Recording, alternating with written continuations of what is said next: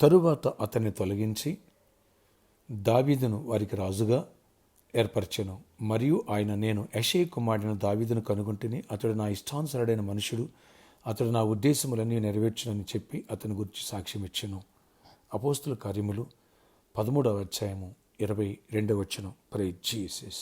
Dear friends, ఈరోజు April 13th Saturday. Good morning. పరలోకనిస్తున్న సంఘబిడ్డలకు, ఆత్మీయులకు, దైవజనులకు, ఇతర రాష్ట్రాలు, ఇతర దేశాలు, మన ప్రియులందరికీ కృపాక్షేమను సమృద్ధిగా విస్తరించును గాక. ఆమేన్.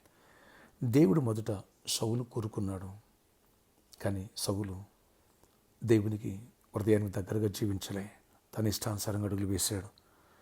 లోకాన్ని బట్టి తను సంతోషపరచుకోవాలి, తన రాజ్యాన్ని సుస్థిరపరచుకోవాలని ఆశించాడు తప్ప, తను ఘనత పొందాలని ఆశించాడు తప్ప, తన దేవుని నామం గణపరచబడాలి, తన దేవుని రాజ్యం కట్టబడాలి అనే ఆలోచన అతను తక్కువ. అందుకని దేవుడు అతని హృదయానికి దగ్గరగా ఉన్నటువంటి వ్యక్తిని రాజుగా ఏర్పరచాలనుకుని దావీదును కోరుకున్నారు. దావీదు మొదటి నుంచి దేవునికి దగ్గరగా జీవించాడు. దేవుడు అంటే ఇష్టం. దేవుడిని ఆత్మతో సత్యముతో ఆరాధించాడు. అంతేకాదు, దేవుడు అతని వినయ విధేయతను చూసి, అతనుకున్న ప్రేమను చూసి రాజుగా చేస్తే కృతజ్ఞత కలిగి ఇంకా దగ్గరయ్యాడు తప్ప దూరం కాలే. సొంత పెత్తనం చేయదలుచుకోలే. దేవుని చిత్తాన్ని చేయాలనుకుని కోరుకున్నాడు. పడిపోతే దేవుడు హెచ్చరిక చేస్తే సరిదిద్దును సరి చేసుకున్నాడు. అంతేకాదు, అతను స్థిరపడిన తర్వాత దేవుని ఘనమైన మందిరం కట్టాలని తను కష్టపడినంత పట్టుకొచ్చి దేవుని మందిరం కోసం వెచ్చించాడు. దేవునికి దగ్గరగా, హృదయానికి దగ్గరగా జీవించాడు. అందుకని దేవుడు అన్నాడు, నా ఇష్టానుసారైన మనుషుడు, నా ఉద్దేశాలు ఏవైతే ఉన్నాయో వాటిని నెరవేర్చే వ్యక్తి, అడ్డు చెప్పే వ్యక్తి కాదు. ఏదో ఒకటి సాకు చూపించి తన అవసరం కోసం నన్ను వాడుకునే వ్యక్తి కాదు. అందుకనే అతని సంతానాన్ని దీవిస్తా, అతని రాజ్యాన్ని సుస్థిరపరుస్తా అని దేవుడు సెలవిచ్చాడు. ఫ్రెండ్స్, నీ హృదయం, నా హృదయం ఎలా ఉంది? దేవుడు అంటే అమితమైన ప్రేమ ఉందా? దేవునికి కృతజ్ఞత కలిగే మనసుందా? దేవుని నామాన్ని కనపరచాలి, ఆయన కింగ్డమ్, ఆయన రాజ్యం వ్యాప్తి చెందాలి, ఆయన సంఘము కోసం, ఆయన మందిరం కోసం అడుగులు వేయాలని మనసుందా? దగ్గరగా జీవించే మనసుందా? సౌలు కథ లేదు. అందుకని సౌలు రాజ్యం కొట్టివేయబడింది. దావీదుకి కృతజ్ఞత కలిగి మనసు ఉంది, దేవుని గణపరచాలి మనసు ఉంది. అందుకనే హృదయానుసారుడయ్యాడు, దీవించబడ్డాడు, బహుగా ఆశీర్వదింపడ్డాడు, దేవుని నామం మహింపరిచాడు. అందుకని ఘనమైన మందిని కట్టడానికి అడుగులు ముందుకు వేశాడు. ఫ్రెండ్స్, ఇలాంటి వర్తమానాలు రేపు సండే వినబోతున్నాం. హృదయానుసారుడైన వర్తమానాలు విని దైవదీవుని పొందాలని ఆశించిన వాళ్ళు వేలాదిగా తల్లిరండి. అంతేకాదు, రేపటి దినమందు ఆలివ్ ఆయిల్ నా స్వహస్తాలతో ప్రతి ఒక్కరి తల మీద చేతులు పెట్టి ప్రే చేయాలనుకుని కోరుకుంటున్నాను. ఘనమైన దీవెన పొందాలి, దేవునికి ఇష్టంగా జీవించాలి, మన బిడ్డల తరాన ఆశీర్వదింపడాలి.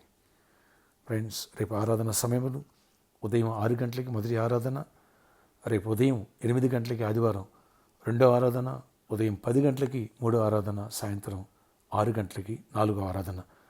4 ఆరాధనలు శక్తివంతమైన స్థుతి ఆరాధన, అలాగే బలమైన వాక్య సందేశాలు, అలాగే ప్రతి వర్షిప్లు నా స్వహస్తాలతో ఆలివ్ ఆయిల్తో అనిండింగ్ ప్రేయర్స్.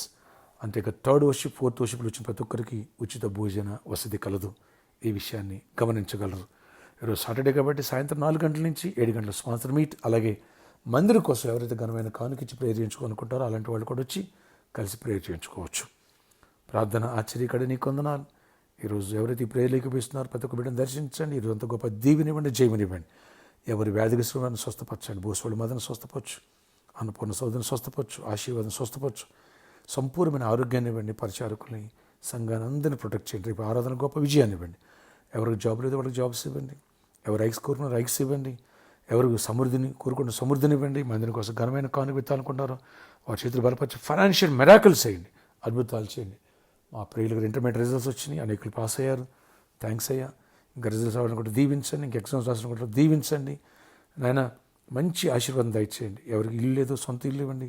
ఎవరికి నాయన మ్యారేజ్ కావాలి, మ్యారేజ్లో వాళ్ళ గర్భాలు ఇవ్వండి. గర్భిణీ స్త్రీలు క్షేమాన్ని సుఖప్రసాదాలు ఇవ్వండి.